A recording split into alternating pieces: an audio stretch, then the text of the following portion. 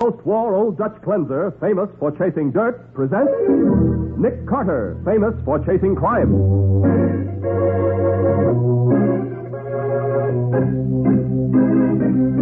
Every week at this time, two great names are joined, as new post-war Old Dutch cleanser brings you one of the most resourceful and daring characters in all detective fiction, Nick Carter, Master Detective.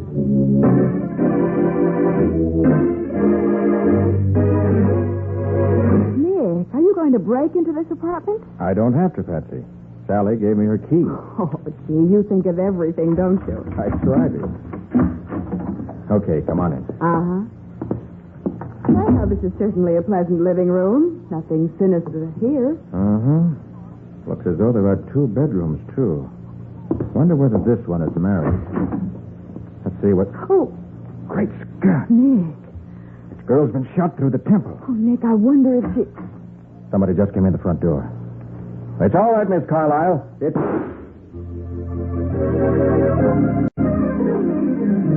And now, the case of the quiet roommate. Today's adventure starring Lon Clark as Nick Carter. Brought to you by new post-war Old Dutch cleanser. It's late in the afternoon, and Nick and Patsy are in the lavish office of John Fenruss, president of the Fenruss department store. I'm glad you brought Miss Bowen to the store with you, Mr. Carter. She'll understand this business. You said you were being annoyed by a blackmailer, Mr. Fenruss. Precisely.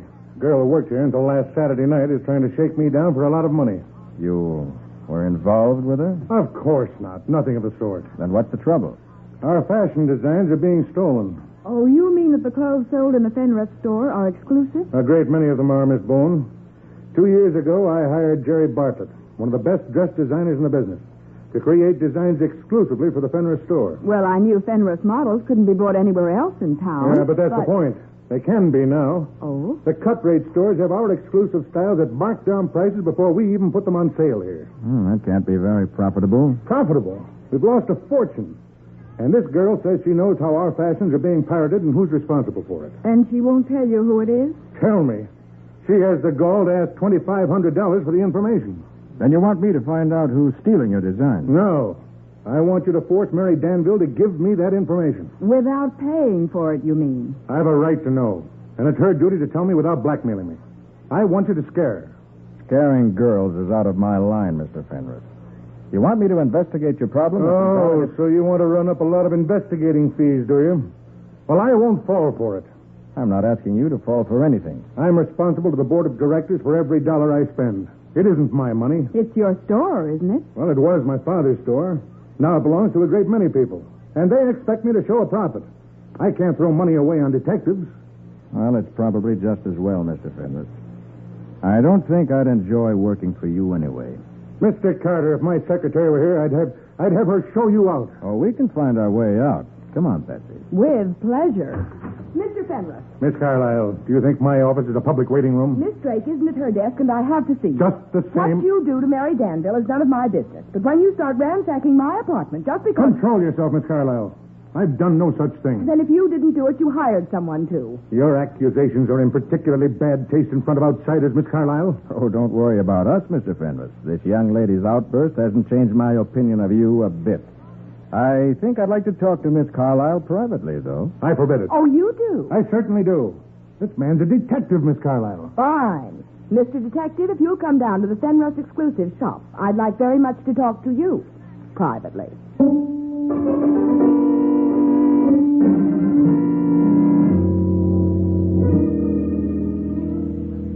Well, I didn't imagine you'd have a private office like this, Miss Carlyle. Oh, yes, Mr. Carter. I'm in charge of the Fenruss exclusive shop. But with a job like that, I should think you'd be afraid to antagonize Mr. Fenruss.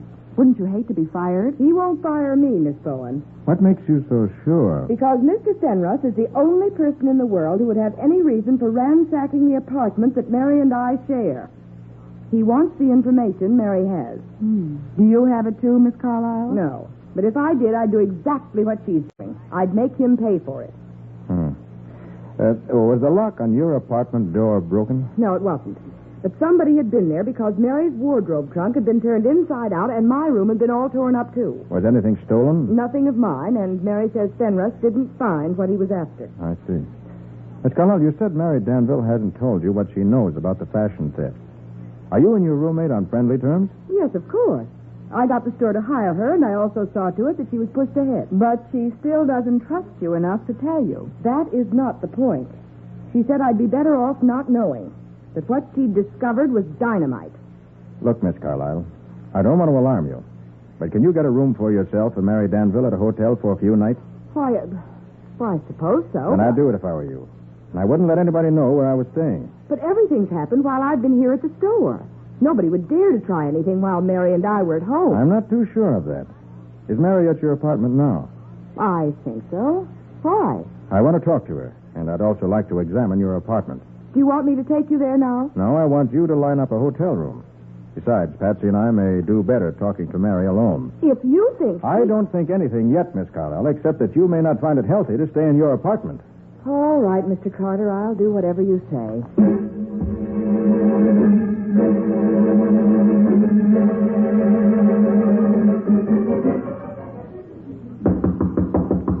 I can hear somebody in there, Nick.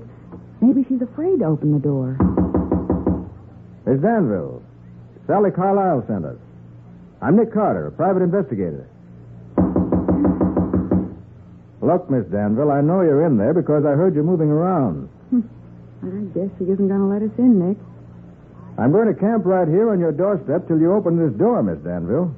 I'm here to help you if I can. What? Well, now, you're being sensible. I don't know you. What? Miss Bowen and I would like you to tell us what you can about your apartment being searched recently. Sally Carlyle told us about it, Miss Danville. Nick and I are here to investigate. So if you'll let us in... I'm in a hurry right now. I have a date. Couldn't you come back some other time? I'm afraid this can't wait, Miss But Danville. I can't... There's one thing I want particularly to know. Was anything stolen from your wardrobe trunk? No. Miss Carlyle thinks Mr. Fenruss did the searching. So what? Well, do you have any idea? Look, Mr. What's-your-name, I told you I'm in a hurry. I'm late for my date now. Is your date with a gentleman friend? Well, yes, my date's with a man. Then we'll just talk to you here outside your door till he arrives. But I'm to meet him downstairs in the lobby. Oh?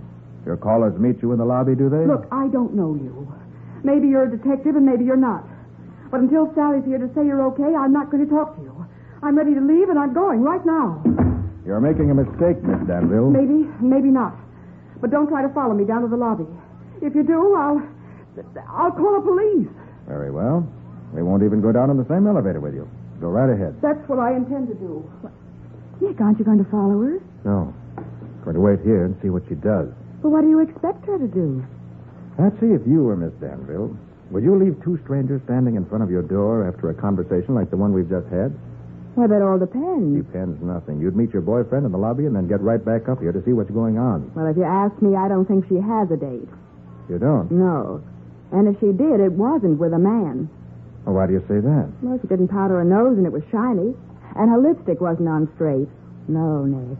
I have a feeling she just wanted to get away from this apartment as fast as she could. Maybe you're right. Come on, let's get inside and see what was bothering her. What? Oh, Nick, you aren't going to break into that apartment, are you? Don't have to.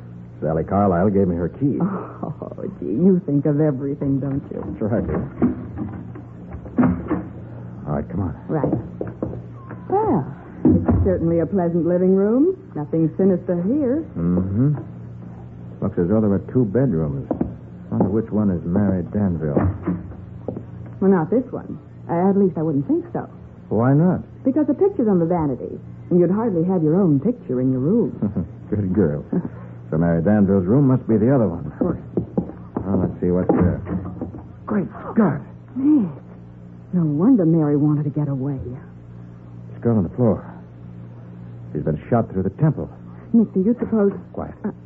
Somebody just came in the front door. Let's listen. Maybe we can hear something. Okay.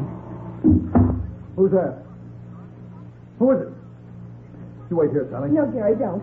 Let's get out of here and call the police. Nonsense. Whoever you are, come on out or I'll shoot. It's all right, Miss Carlyle. It's Oh, Jerry, you fool. That's the detective. Oh, Mr. Carter, are you hurt? not a bit, Miss Carlyle, but tell your trigger-happy friend to quit pointing that revolver at me. Oh, I'm sorry, old fellow, but I was nervous.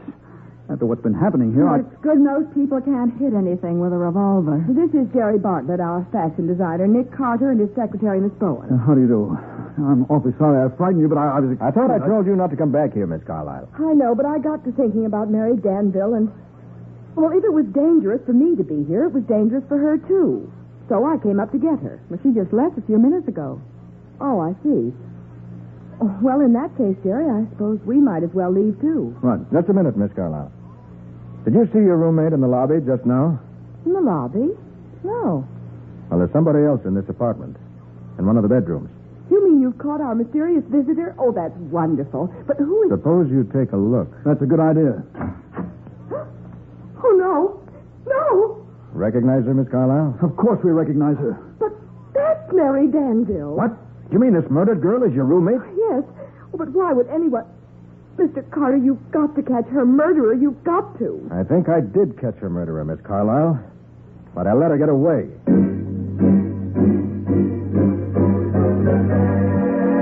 Mary Danville was apparently murdered by the girl who made a cool, daring getaway. But the fugitive's picture is on Sally Carlisle's vanity, so we should know who she was in just a moment.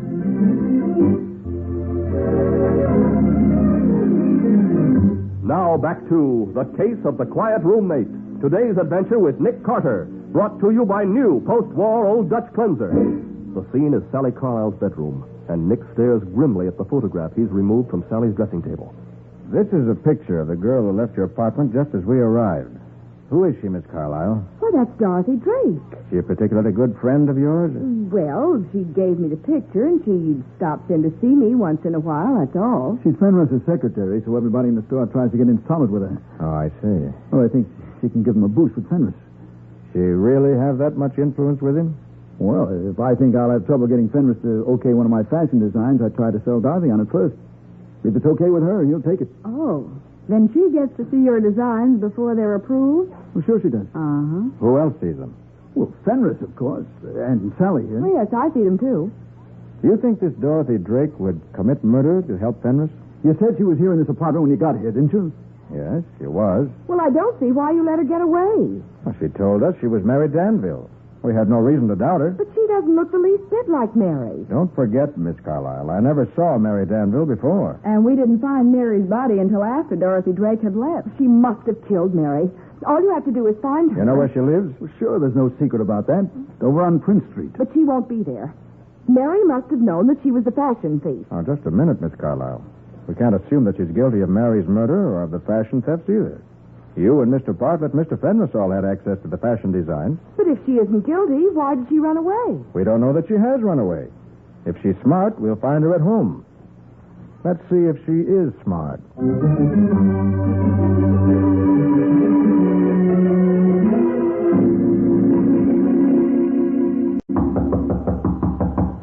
All right, come in. You don't seem surprised to see us, Miss Drake. I knew you'd be here after me. Well, are you coming in? Thanks. We are. I suppose you found Mary's body? We did. And I suppose you expect me to say I didn't kill her? Naturally. And I suppose you won't believe me when I do.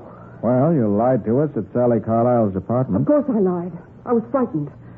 I just found Mary's body. You mean she was dead when you went into her apartment? Yes, she was. And how did you get in? I had a key. Where'd you get it? That's none of your business. Solving murders is my business, Miss Drake, and unless you give me some straight answers, I'm going to escort you down to headquarters. I wouldn't try that if I were you. Why not? I'll sue you for false arrest, and I'll collect. You seem pretty sure of yourself. You'll find out how sure I am if you try to make trouble for me. You think Mr. Fenris will back you up, huh? I wouldn't count on that if I were you. No? Look, if you're going to take that attitude, Miss Drake, I'll have to show you I'm not bluffing. Come on. Come on, where? To headquarters. Where do you think? Now, look, you can't I certainly can.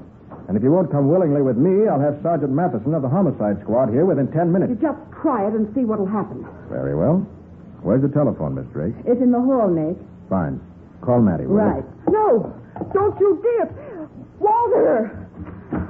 Mr. Carter, Well, if I were you, I wouldn't make any phone calls until I knew what I was doing. Why, Mr. Fenrod. I won't have my secretary, myself, or the store mixed up in a murder scandal, Carter. And if you do it, I'll run you right out of business. what are you doing here, Fenris? He came because I called him as soon as I got away from Mary Danville's apartment. Okay, now that we're back to that, Miss Drake, I still want to know why you went there. She was following orders, Carter. Your orders? Naturally. I was entitled to the information the Danville girl said she had, and I was going to get it. Even if you had to steal it. Her attempt to extort money from me was outside the law. You have to fight fire with fire. So you gave Miss Drake the key to Miss Danville's apartment. I did. Why did you get it? We have a key shop in the basement of our store. I borrowed Sally Carlisle's key from her locker long enough to have a duplicate made. Did you borrow it with Sally's permission? I told you. You have to fight... I know. You have to fight fire with fire. Okay, so you had Miss Drake sneak into Miss Danville's apartment. What was she supposed to steal? Mary Danville claimed she had a package of correspondence that proved the identity of the fashion thief. I wanted it. Hey, wait a minute. Wait a minute. You say you sent your secretary to get the letters Mary Danville had? I did. But before she'd had any chance to let you know whether she got them or not, you called me and asked me to get them. Does that make sense? It makes a lot of sense. I had no intention of hiring you. From what I'd heard about you, I was quite sure you wouldn't take the job. Suppose I'd said I would. I'd have found some excuse for not hiring you. Then why did you call me? That's really very simple, Carter. If Miss Drake had been successful in getting those letters, Mary Danville would have immediately accused me of having her apartment burglarized. But I would have been in a position to deny it. How? I could have proved that I was trying to hire a detective to get the letters for me at the very time somebody else was actually getting them. Very clever, Penrith. And now you've put your secretary right on the spot. He has not. I was... You were in the apartment with Mary Danville's body when we found you, Miss Drake, and you admit why you were there. But that doesn't mean By the that way, did you get the letters? No. When I saw Mary's body, I didn't even stop to look for them. I think perhaps you did. What? I think perhaps you found them and didn't want Mr. Fenris to know you found them. You're accusing Miss Drake of being the fashion thief, and that's preposterous. Mary Danville's murder is preposterous too, Fenris, but it happened. Just the same. Did anybody else, except Miss Drake, check out at the store just before the murder? Yes. Sally Carlisle took an extra hour at lunchtime because she said she was nervous about her apartment and wanted to go home to check things. How about Jerry Bartlett? Say, I remember now. What?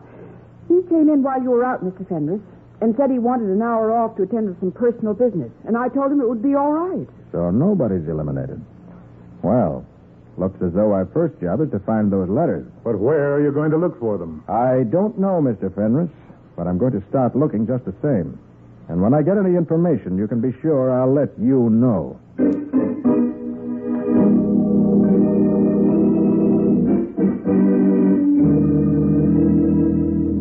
Miss Bowen, what's the idea of summoning all of us here to Carter's office in this high-handed manner? He has some information for you. He isn't even here. He said he'd be delayed a bit, Mr. Fenris. Delayed? Doesn't he know my time's valuable? Should we go back to the store, Mr. Fenris? You can go back if you like, but I'm staying right here. Oh, you are you? We'll see about that. I'm staying, too.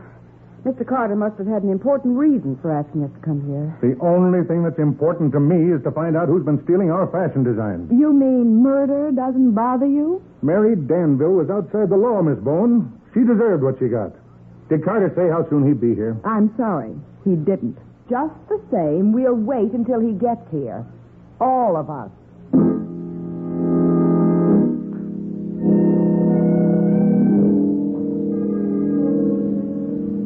This is an outrage. We've been here nearly 2 hours, and I refuse to submit to such treatment any longer. Where is Carter, anyway? I'm sure I don't know, Mr. Fenris. All he said over the phone the last time he called was... I know. He said to tell us to wait. Well, I'm not going to wait any longer. I'll bet you are. Your curiosity wouldn't let you do anything else. What the devil's he up to, anyway? Oh, Miss Boyd wouldn't tell even if she knew, Jerry. Ours not to reason why. Ours just to wait. Hi, everybody. Well, it's about time, Carter. Do you realize you've kept us waiting here? Yes, Mr. Fenris, I've kept you waiting about 2 hours. Well, your explanation better be good. I'm a busy man. My explanation's very good. I intended to keep you people waiting here when I called you. Why, of all the colossal nerve... I had to get you here so I could search your homes without being disturbed. You mean you... I mean, I've made a thorough search, Miss Drake, with the full approval of the police department. I'll have you thrown into jail. I'll have Calm down, Mr. Fenris. You said the proper way to fight fire was with fire, remember? I confound you. You were interested in results, Fenris. Well, I've got results right here in this package. What's in it? The letters that cost Mary Danville her life, all ready to be turned over to the police. Have you read them? I haven't even examined them. I thought I'd prefer to do that with everyone present. Well, why wait any longer, then? I don't intend to wait. No, I'll take care of this. Nobody's going to frame me. Nick has got a gun. So I see. Has anyone accused you of anything, Mr. Bartlett? No, and nobody's going to. Well, as long as you have that gun in your hand, I suppose you're right. You just keep away from me if you don't want this gun to go off. Now, let's see these letters. Why, They aren't the letters at all. Carter's trying to trick us. Quite right, Mr. Fenris. They're fakes. I didn't even look for the letters. What? you didn't look for them. No, I didn't. Mr. Fenris, how did you know these letters are fakes? Why? You said you'd never seen the letters, and yet you know at once these aren't genuine. How about that? Carter, are you accusing me of something? Yes. I'm accusing you of Mary Danville's murder. That's utterly ridiculous. You don't think I'd steal my own fashions, do you? They aren't your fashion. That's just the point, Fenris. They aren't your fashion. Now, see here. You're president of the store because of your name, because your father founded the business. The money you made stealing those fashions and selling them was probably more than your salary. So Fenris murdered Mary, then deliberately sent me to her apartment so that if anything went wrong, I'd be the suspect. Miss Drake, don't be a fool. I'm not anymore. I'm getting smart. The rest of us had to check out before we could leave the store, but you didn't. And I'm the only one who knows you weren't around the store at the time of the murder. Nick, that's right. She said Mr. Fenris was out, so she told Jerry Bartlett it would be all right for him to leave. Look, Carter, it may be news to you, but there aren't any letters. There aren't. No, Mary and I worked out that scheme because I thought Fenris suspected me. What scheme? Well, you see, it was like this. I paid Mary to quit her job and make Fenris that proposition. My professional reputation was at stake, and I thought I could get the fashion thief to show his hand that way. If you knew there weren't any letters, why did you pull that gun? Well, I got excited, I guess. I knew there weren't any letters, and then when you showed up with a whole bundle of them, I figured I was being framed with fake letters. I wasn't going to stand for that. Oh, you've all lost your senses. Believing that fantastic story about hiring Mary Danville. Look at him with his gun in his hand. Jerry, look out! Not quick enough, Bartlett. Don't try to get your gun back, not unless you want a slug in the heart. And that goes for all of you.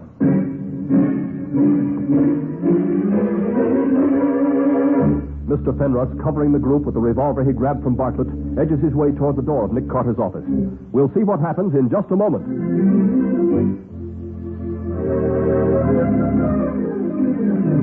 And now for the conclusion of The Case of the Quiet Roommate. Today's adventure with Nick Carter, brought to you by new post-war Old Dutch Cleanser. Mr. Fenris, revolver in one hand, reaches for the door of Nick's office with the other. So you thought Mary Danville knew you'd been selling those fashion designs, huh, Fenris? And that's why you killed her. Yes. I thought she was all set to blackmail me for the rest of my life. It's Bartlett's fault that I killed her. Why, you can't hang the blame on me, Fenris. And you can't leave this office either. Try to stop me. See what happens to you. I have a trick lock on the door to prevent just that thing. But, Nick... I snapped the secret catch when I came into the room. You will never be able to find it, Fenris. Thanks for telling me, Carter. In that case, I'll let you find it for me. Oh, no dice. You don't have any choice. Get over here and open this door, or I'll blow your head off. Well, I mean it. okay. I guess you got me. Get it open. And be quick about it. All right. Take it easy, Fenris. I can't be quick about it. First, you twist the door handle slightly to the left like this, and a full turn to the right like this. Don't try any funny business, Carter. I'm right behind you. And I'm ready to pull the trigger if I have to. I'm sure you are. Now you turn the doorknob to the left again. And Open it. wait, give me the gun, Fenris. Give it to me before I break your arm. Trick me. You slammed the door into me. And I'm going to slam my left fist right into your face if you don't drop that gun. You? All right. I've got it, Carter. All right, good. Hold on to it this time. I didn't want to kill Mary Danville.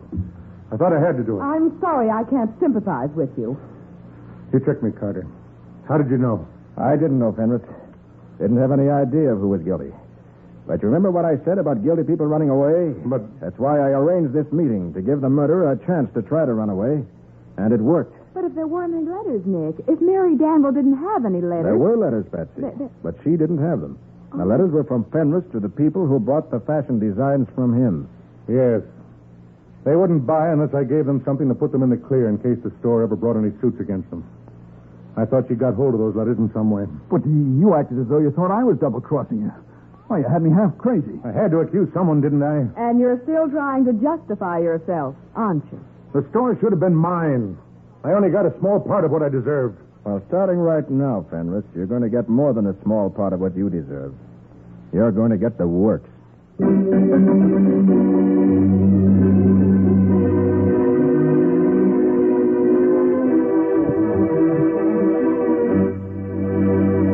Well, Nick, let's hear something about the adventure new post-war Old Dutch Cleanser is going to bring us next week. Mike, it started when Patsy and I went on a visit to another city and were greeted by a welcoming committee. A welcoming committee with machine guns, no less.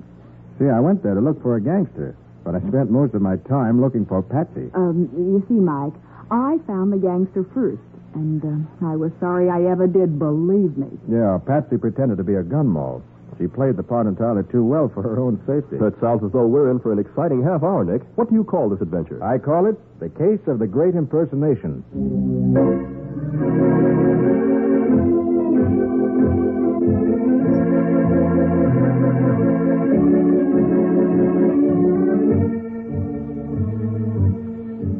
Nick Carter, Master Detective, is presented each week at this time by the Cudahy Packing Company.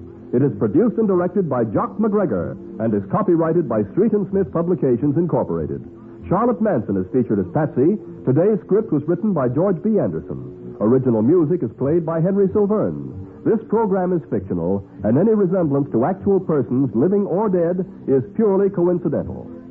With millions of additional children entering our schools during the next few years, the nation faces serious educational handicaps. Inferior education for our boys and girls may damage our prosperity, our traditions of freedom, our security. That's why we urge every adult to work with local civic groups and school boards to help improve educational conditions. Show by your interest and friendliness that you appreciate the importance of your children's teachers. They mold our nation's future. This is Michael Fitzmaurice saying, when minutes count, use new post-war Old Dutch cleanser.